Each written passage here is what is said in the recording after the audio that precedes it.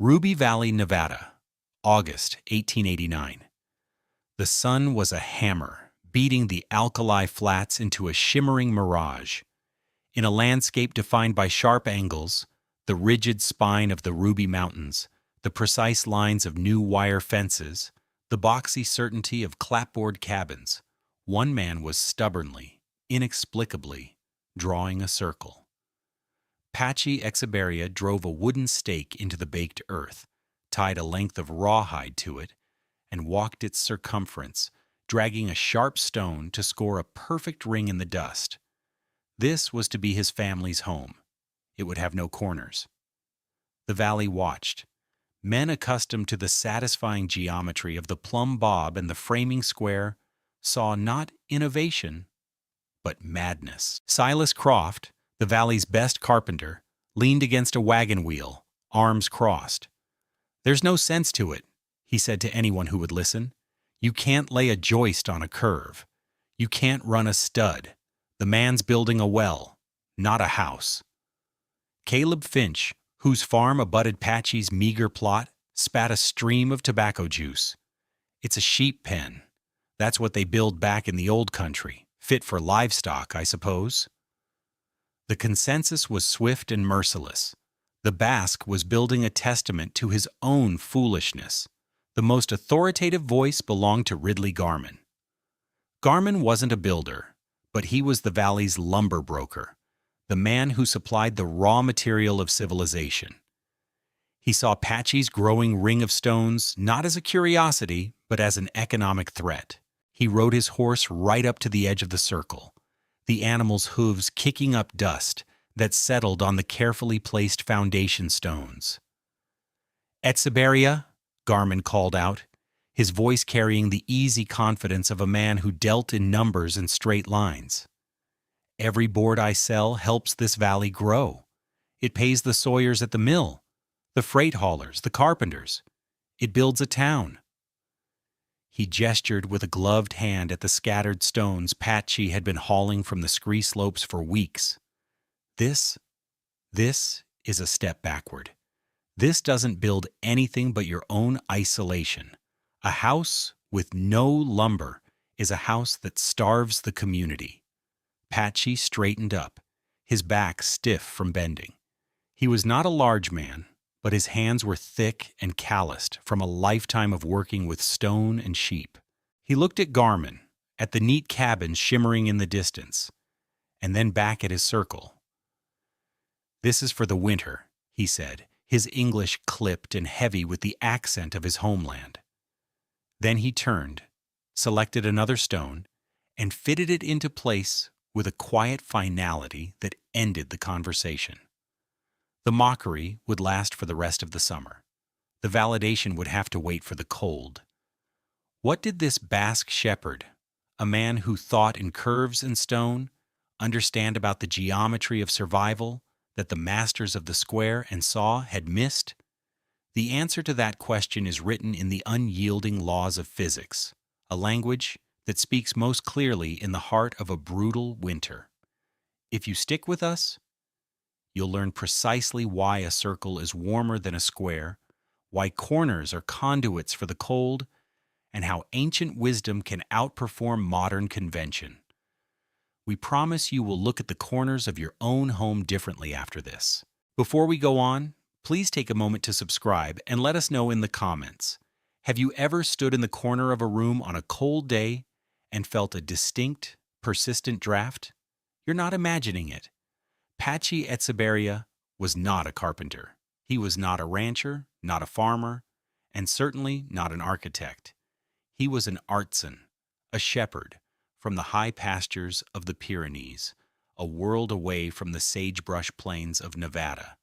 His education hadn't come from books or blueprints, but from the granite bones of the mountains themselves. His hands knew the heft and balance of stone the way a sawyer knew the grain of wood. He had spent his youth building bordas, the small, circular dry-stone huts that gave shepherds shelter during the fierce mountain winters. These were not homes. They were survival pods, built to shed wind from any direction and to hold the warmth of a single man and his flock. He knew how to build a wall that breathed without leaking, how to lay a stone so it locked with its neighbors against the weight of the sky. It was a craft of patience and precision, a dialogue between man and geology. He had brought his wife, Mayday, and their two small children, Ander and Alara, to America, chasing the promise of land and opportunity. He found work, as many Basques did, in the vast and lonely enterprise of sheep herding. But the American frontier was a different beast than the mountains he knew. Here, progress was measured in sawn lumber and square nails. Tradition was a liability. Their first winter, the winter of 1888, was a lesson in the failures of that progress. They had rented a small, square cabin on the edge of town, built like all the others, a single-walled box of green pine boards hastily nailed together. It was a sieve for the cold. Patxi burned through his wages in the form of firewood, feeding a cast-iron stove that glowed red-hot but could not push the warmth more than a few feet into the room. The cold didn't just seep in, it dismantled the house around them. The cheap wallpaper, stiff with frozen paste, began to peel away from the walls in long, curling strips, exposing the dark wood beneath. The putty sealing the window panes became brittle as glass. One frigid morning, it simply cracked and fell out onto the sills in gray chunks, leaving rattling panes that Patxi had to stuff with rags. The most demoralizing failure was the water. No matter how long they boiled it, by the time Mété poured it over tea leaves in a ceramic mug, the liquid was already cooling. The tea steeped weak and pale in lukewarm water, a constant bitter reminder that they could not capture and hold the simplest of comforts: heat. The children were always cold, sleeping in their coats under a mountain of blankets, their coughs echoing in the frigid air. Patxi watched his family suffer in a house that was geometrically perfect and thermally useless. He swore he would not face another winter in a box built of sticks. He would build what he knew. He would build a borda. The failure of the conventional frontier cabin was not a mystery of shoddy construction, though much of it was shoddy. It was a failure of design, a fundamental misunderstanding of how heat and cold interact with shape. The problem was the right angle.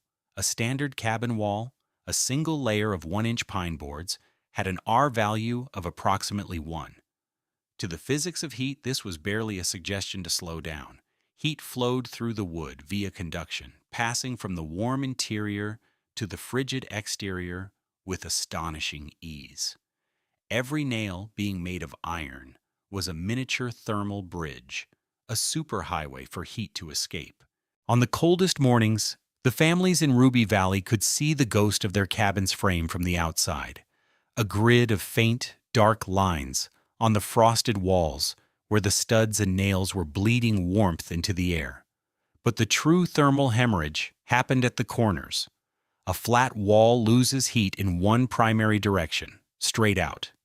But a corner is the meeting point of two exterior walls. It is exposed to the outside air on two faces, effectively doubling its surface area for heat loss relative to its interior volume. Heat doesn't just move out, it moves out and sideways. In the language of thermodynamics, the corner acts as a cooling fin. It radiates heat away from the structure at a rate that, under certain conditions, can be 4 times greater than that of a flat section of the same wall. The families of Ruby Valley knew this in their bones, if not in theory. They knew the corners were where the frost gathered thickest on the inside walls. It was where milk would freeze first, where bedding felt perpetually damp.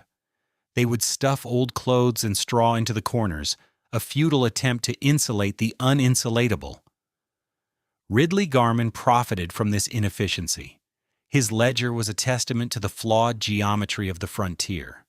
The colder the winter, the more cords of pine wood he sold. The leaky, square design of the American cabin was the foundation of his business. He was not just selling lumber. He was selling the fuel required to compensate for a design that was fundamentally broken. For Patxi Etxeberria, who had watched his children shiver in the corner of such a room, this was not a sustainable business model. It was a cycle of waste and misery. He would break the cycle by eliminating the source of the problem. He would build a house with no corners at all. The work began in earnest as the summer heat waned. Patxi's tools were simple: a stone hammer, a shovel, his own 2 hands, and a profound understanding of gravity. He did not blast or quarry. He gathered stones from the alluvial fans at the base of the mountains, field stones worn smooth by eons of water and ice. Each one was a puzzle piece. He would lift a stone, turn it over and over in his hands, feeling its weight, its balance, its texture. He was looking for its face, the side that would sit best against its neighbors. He laid 2 concentric circles of these large foundation stones, creating a channel about 22 inches wide. This was the footprint of his wall. As he built upward, the technique became clear to the confused onlookers. He was building 2 separate walls at once, an inner and an outer skin. The outer wall was meticulously constructed, with each stone slightly tilted downward and outward to shed water. The inner wall was built with the flattest faces inward, creating a remarkably smooth and plumb interior surface. The gap between the 2 walls he filled with smaller stones, rubble, and dry soil. This was not just fill, it was the core of his design. This loose aggregate trapped countless tiny pockets of air. It was insulation. A 22-inch wall of solid stone would be a formidable thermal mass, but it would still conduct cold. A wall with a rubble and air core, however, was a thermal barrier. Silas Croft, the carpenter, came by one afternoon, unable to contain his professional curiosity. "I don't see how you'll set a roof on that," he said, gesturing to the top of the rising, circular wall. "There's no plate, no studs to nail the rafters to. It's just a pile of rocks." Patxi pointed to the top course of stones, which he was carefully selecting. They were long and flat, laid to span the full width of the double wall, effectively tying the inner and outer skins together. "The roof will sit on the whole wall," he explained. "Its weight will press down. It will hold the stones together." Ridley Garman made another visit, this time more pointed in his criticism. He saw the structure was not a temporary folly, but a serious endeavor. "You realize what you're doing, don't you, Etxeberria? If everyone decided to live in a rock pile, the mill would shut down inside a year. This town would dry up and blow away. We have an economy here, a system. You're opting out. It's selfish." Patxi paused his work, wiping sweat from his brow with the back of a dusty hand. He looked at Garman, his expression unreadable. "My family was cold," he said. It was the only explanation he ever offered. He turned back to his wall, fitting a heavy capstone into place with a soft grunt. The stone settled with a deep, satisfying thud that resonated with a permanence Garman's lumber-built town could not yet claim. Mayte watched the strange structure grow with a mixture of hope and trepidation. She had lived in a stone house in the Basque country, but this was different. "It looks like a great stone basket, Patxi," she said one evening. When he began laying the radiating log rafters for the conical roof, she amended her assessment. "Now it looks like a hat." He simply smiled. Over the rafters went a layer of cured hides, and over that, thick blocks of sod, cut from the meadow and laid like shingles, grass side up. By the first hint of autumn frost, the structure was complete. It looked less like a house and more like a natural feature of the landscape, a grassy hillock that had pushed its way up from the valley floor. The genius of Patxi's round cabin was rooted in 2 fundamental principles of physics that were as old as the universe itself. The first was the elegant efficiency of the circle. A circle encloses the maximum possible area for a given perimeter. This is not an opinion. It is a mathematical fact. Let's compare a square cabin to Patxi's round one, using the same amount of wall material. If you take 120 feet of wall, you can build a 30 by 30 foot square cabin. enclosing 900 square feet of living space. But if you use that same 120 feet of wall to form a circle, that circle will have a diameter of over 38 feet and will enclose more than 1,140 square feet. That's nearly 27% more floor space for the exact same amount of heat-losing exterior wall. Patxi's cabin was smaller, only 30 feet in diameter, but the principle remained. He had minimized his exterior wall length for the space he needed, meaning he had less surface area to defend against the cold. The second, and more critical principle, was the elimination of thermal bridging at the corners. As we've discussed, a corner is a building's weakest point in the fight against cold. It is a place where heat leaches out in multiple directions. Patxi's design had no corners. There was no place for the cold to get a concentrated grip. The wind, which would batter a flat wall and scour a 90-degree angle, simply flowed around the boarda's curved surface. The aerodynamic shape reduced wind pressure and, consequently, the forced infiltration of cold air through tiny gaps. The final element was the sheer thermal mass. The 22-inch stone walls weighed tens of thousands of pounds. This immense mass acted like a thermal battery. During the day, even the weak winter sun would warm the dark stones on the cabin's southern face. Inside, the heat from the small central hearth didn't just warm the air, it soaked into the stone of the inner wall. A conventional cabin's thin walls would lose their heat within an hour of the fire dying down. Patxi's walls, once warmed, would continue to radiate a gentle, even heat back into the living space for hours, long after the fire had been banked to coals for the night. The heat wasn't just present, it was stored. The sod roof, a foot thick, provided its own massive insulating value, with the added benefit that a thick blanket of snow would only increase its effectiveness. The house was not a barrier against the winter. It was a system for managing it. That January, the winter came not as a storm, but as a presence. A vast, high-pressure system settled over the Great Basin, and for 17 days, the sky was a painfully brilliant, cloudless blue. The air was perfectly still, thin, and deadly. The temperature dropped to 22 degrees below zero and stayed there. It was a dry, extractive cold that seemed to pull the warmth out of everything: wood, stone, and flesh. It was the kind of cold that found every flaw. In the town and on the surrounding ranches, the square cabins failed. The cold was so profound it changed the nature of materials. Wood contracted, opening up new cracks around door frames and windows. Nails, colder than the wood they held, became focal points for frost, which grew into thick white blossoms on the interior walls. At the Finch household, Caleb burned through a cord of wood in 4 days. The family lived in a small bubble of warmth around their stove, wearing coats and hats indoors. Beyond that bubble, the cabin was an icebox. Agnes Miller told her husband she could see her breath in every corner of their home. Water froze in buckets just 10 feet from the fire. It was a siege. Inside Patxi's round stone house, life continued with an almost unnerving normalcy. A small, efficient fire of juniper logs burned in the central hearth, the smoke rising straight up through a clever opening at the roof's peak. The 22-inch walls had absorbed the gentle heat, and now they radiated it back into the 30-foot circle. There were no drafts, because there were no corners to create them. The air was still and warm. Maite worked at her sewing, her fingers nimble and sure. The children, Ander and Alara, played on a sheepskin rug on the floor, dressed in simple woolen shirts.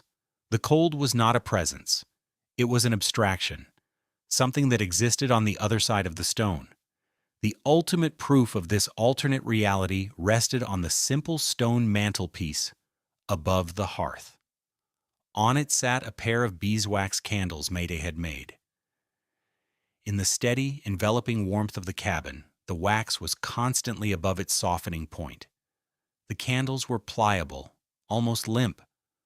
One afternoon, Mayte noticed one had started to bend slightly under its own weight. and she gently straightened it with her fingers. It was a tiny, domestic detail, but it was everything. In Ridley Garman's office in town, a box of identical beeswax candles had become as hard and brittle as glass. When his clerk had tried to lift one that morning, it had snapped cleanly in two with a sharp crack. One house held a world where wax was soft. The rest of the valley lived in a world where it was stone. Ridley Garman was not having a good winter. The relentless cold was bad for business. Transport was difficult, men were reluctant to work, and his lumber, left out in the yard, was becoming so brittle that boards would sometimes split when dropped. On the 17th day of the freeze, he was forced to ride out himself, hauling a sleigh load of salvaged timber. The roof of Silas Croft's new barn extension had collapsed. The trusses, built from green wood that had contracted in the cold, had failed under a load of drifted snow. Garman was cold, angry at the loss, and in no mood for curiosities. He guided his team along the road that passed Patxi Etxeberria's property. From a distance, the Basque's home was just a snow-covered mound, almost invisible against the white landscape. As he drew closer, however, he saw something that made him pull his horses to a stop. It was wrong. Every other building in the valley, from the finest house to the meanest shack, was wearing the mark of the cold, a thick, white coating of frost that reached from the foundation sometimes all the way to the eaves. This frost was a perfect visual map of escaping heat, moisture from inside hitting the freezing siding and turning to ice. Patxi's round stone walls were bare. They were dark, gray, and completely free of frost. Garman stared, his mind struggling to process the image. The snow on the sod roof was deep, undisturbed, and powdery, a perfect blanket. No heat was escaping to melt it from below. He could see the faint plume of smoke rising from the center of the roof, but the structure itself seemed inert, a part of the frozen geology. It was not fighting the cold. It seemed to be ignoring it. An involuntary curiosity, stronger than his anger and his shivering, took hold of him. He wrapped the reins and slid off the sleigh. The snow crunched loudly under his boots in the profound silence. He walked up to the curved wall, his breath pluming in the frigid air. He expected to feel a wave of intense cold radiating from the stone.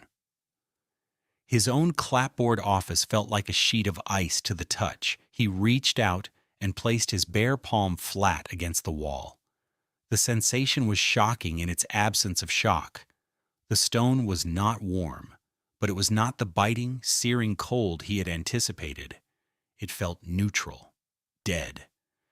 It was the feeling of something with immense thermal inertia, something that the 17-day siege of sub-zero air had failed to penetrate.